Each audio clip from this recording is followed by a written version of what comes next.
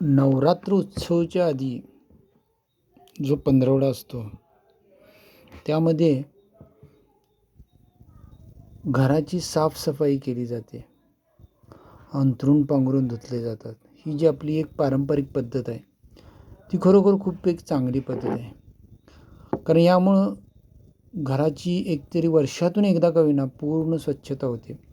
जे काही खराब वस्तू असतील काय असेल त्या आपण बाजूला काढू शकतो. धूळ वगैरे सगळी जाऊन वातावरण फ्रेश अगदी हवेशीर राहतं आणि ज्याचा फायदा आपल्या आरोग्यासाठी तर आहे, मनासाठी सुद्धा आहे आणि आध्यात्मिकदृष्ट्या म्हणजे देवांचं आता अदेव वसणार आहे, त्याचं आगमन होणार आहे, ह्यासाठी सुद्धा एक चांगले वातावरण निर्मिती होऊ शकते.